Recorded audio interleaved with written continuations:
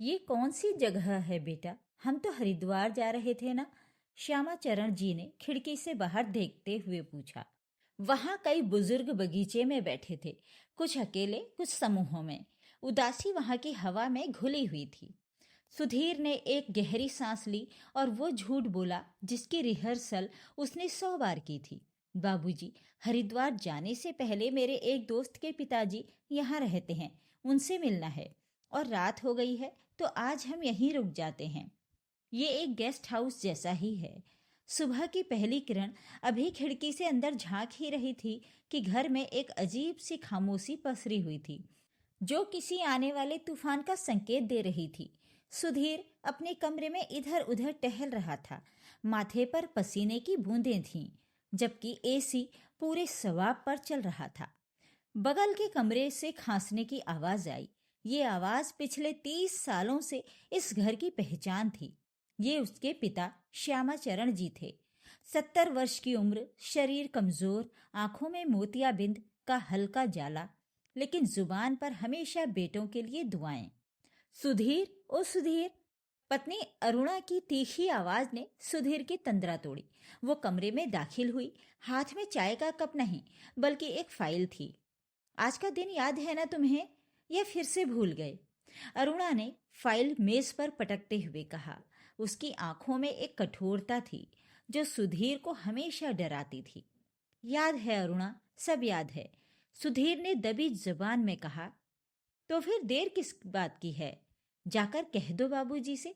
मैंने आश्रम में बात कर ली है। मैनेजर शाम 5 बजे तक ही एडमिशन लेते हैं। अगर आज नहीं गए तो फिर 1 महीना रुकना पड़ेगा। और मैं अब एक दिन भी इस घर में उस खटखट और बीमारी की गंध को बर्दाश्त नहीं कर सकती। अरुणा ने अंतिम फैसला सुना दिया। सुधीर का कलेजा मुंह को आ गया।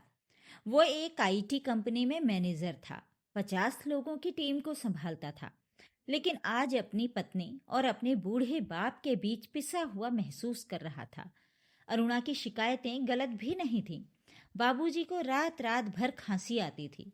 कभी बिस्तर गीला हो जाता था, तो कभी याददाश्त कमजोर होने की वजह से वे गैस खुली छोड़ देते थे।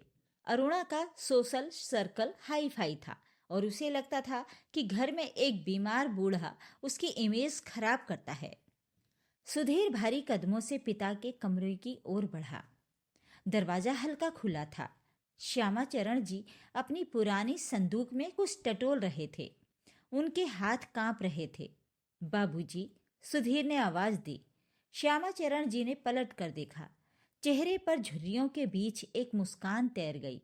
आओ बेटा, आओ, मैं बस तुम्हारी ही राह देख रहा था। बाबूजी, वो? सुधीर की जुबान लड़खड़ाई। उसे समझ नहीं आ रहा था कि वो कैसे कहे कि पिताजी अपना सामान बांध लीजिए, मैं आपको वृद्धाश्रम छोड़ने जा रहा हूँ। तभी श्यामाचरण जी बोले, अरे सुधीर, तुझे याद है, तू बचपन में हमेशा कहता था कि तुझे हरिद्वार जाना है, गंगा जी में नहाना है।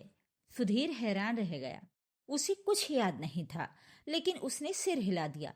मैंने सोचा है बेटा, श्यामाचरण जी ने उत्साह से कहा। अब मेरा भी अंतिम समय चल रहा है। घर में पड़े पड़े अरुणा बहू को भी तकलीफ होती है।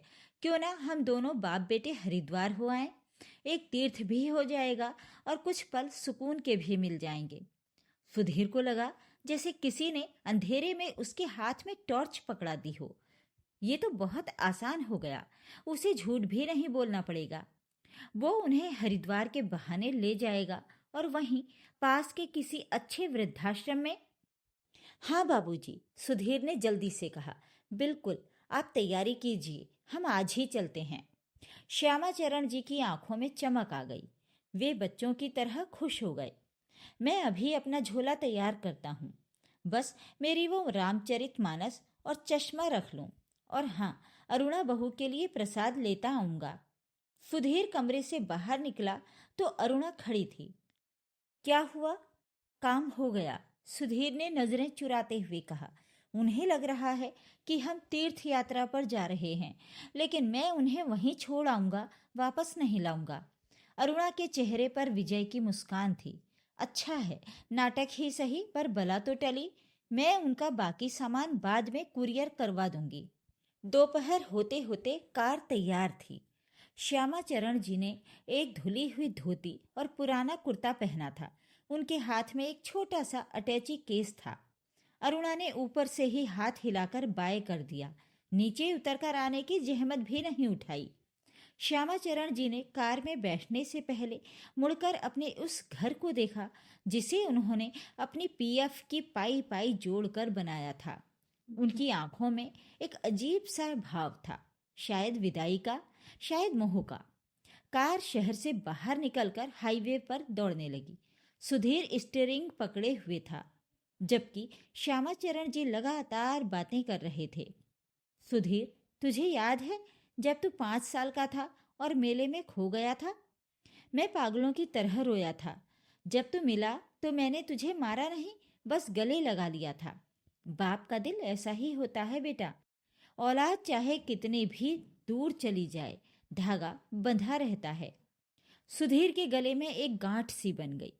वो बस हूं हाँ कर रहा था। रास्ते में एक ढाबे पर उन्होंने चाय पी। श्यामाचरण जी ने अपने कांपते हाथों से बिस्किट का पैकेट खोला और एक बिस्किट सुधीर के मुंह की तरफ बढ़ाया। ले खा ले, तूने सुबह से कुछ नहीं खाया है। अरुणा बहू शायद टिफिन रखना भूल गई। सुधीर की आंखों में नमी आ गई, लेकिन उसने उसे अरुणा के डर और अपने प्रैक्टिकल फैसले के पीछे छिपा लिया। शाम ढलने लगी थी। हरिद्वार अभी दूर था, लेकिन शहर के बाहरी इलाके में वो वृद्धाश्रम आ गया जिसकी बुकिंग अरुणा ने करवाई थी। शांति निकेतन बोर्ड पर बड़े अक्षरों में लिखा था। सुधीर ने कार की रफ्तार धीमी की और गेट के अंदर कार ले ली। ये कौन सी जगह है बेटा? हम तो हरिद्वार जा रहे थे ना? श्यामाचरण जी ने खिड़की से बाहर देखते हुए पूछा। वहां कई बुजुर्ग बगीचे में बैठे थे, कुछ अकेले, कुछ समूहों में। उदासी वहां की हवा में घुली हुई थी। सुधीर ने एक गहरी सांस ली और वो झूठ बोला जिसकी रिहर्सल उसने 100 बार की थी। बाबूजी, हरिद्वार जाने से पहले मेरे एक दोस्त के पिताजी यहाँ रहते हैं, उनसे मिलना है। और रात हो गई है तो आज हम यहीं रुक जाते हैं।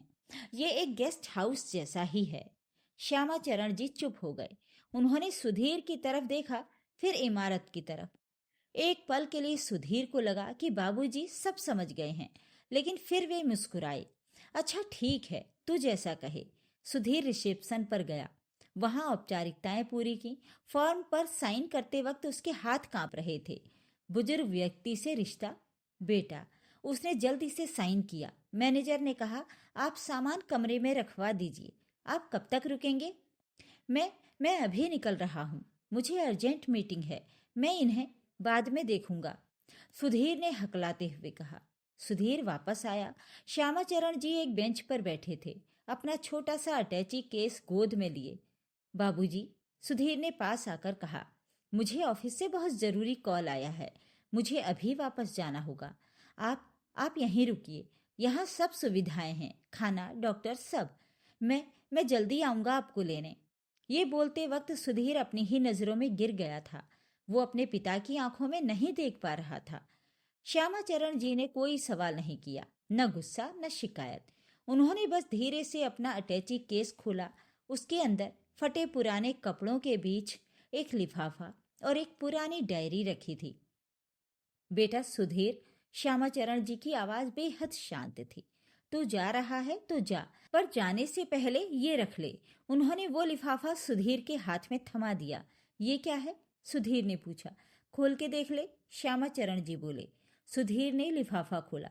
अंदर घर के कागजात थे। वो घर जो श्यामाचरण जी के नाम पर था, और साथ में एक वसीयत थी जिसमें लिखा था कि मेरे मरने के बाद ये घर और मेरी सारी जमा पूंजी सुधीर के नाम होगी।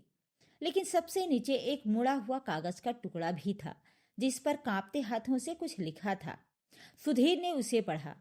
मेरे प्यारे बेटे सुधीर, मुझे पता है हम हरिद्वार नहीं जा रहे। मुझे पता है ये शांति निकेतन कोई गेस्ट हाउस नहीं, वृद्धाश्रम है। अरुणा बहू को फोन पर बात करते हुए मैंने 3 दिन पहले ही सुन लिया था। मुझे ये भी पता है कि तू मुझे यहाँ छोड़कर वापस कभी नहीं आएगा। पर बेटा, मैं तुझसे नाराज नहीं हूँ। एक बाप अपनी औलाद से कभी नाराज नहीं हो सकता। शायद मेरी खांसी और बुढ़ापा सच में तुम्हारे आधुनिक जीवन में बाधा बन रहे थे। मुझे दुख इस बात का है कि तूने मुझसे झूठ क्यों बोला। अगर तू सीधा कह देता कि बाबूजी, अब आपका साथ भारी पड़ रहा है, तो मैं खुद ही चला आता। तुझे इतना नाटक करने की, इतना पेट्रोल फूंकने की जरूरत नहीं पड़ती। तू चिंता मत कर। मैंने मैनेजर साहब को बता दिया है कि मैं अपनी मर्जी से रह रहा हूँ। और हाँ, ये घर के कागजात रख ले। अरुणा कह रही थी कि उसे घर छोटा पड़ता है। अब मैं नहीं रहूंगा तो वो मेरा कमरा भी इस्तेमाल कर सकेगी। खुश रहना मेरे बच्चे। बस एक विनती है, अपने बेटे कार्तिक को कभी इस जगह का पता मत बताना। मैं नहीं चाहता कि कल को वो तेरे साथ वही करे जो आज तूने मेरे साथ किया है, क्योंकि बच्चे वही सीखते हैं जो वो देखते हैं। चिट्ठी पढ़ते पढ़ते सुधीर के हाथों से कागज छूटकर गिर गया। उसके पैरों तले जमीन खिसक गई। वो जिसे अनजान और भोला समझ रहा था, वो पिता तो सब कुछ जानकर भी खामोश था, सिर्फ इसलिए कि बेटे को शर्मिंदा ना होना पड़े। पिता ने अपना घर, अपना सम्मान, अपनी खुशियां सब कुछ बेटे के झूठ पर कुर्बान कर दिया था और बदले में सिर्फ बेटे की खुशी मांगी थी।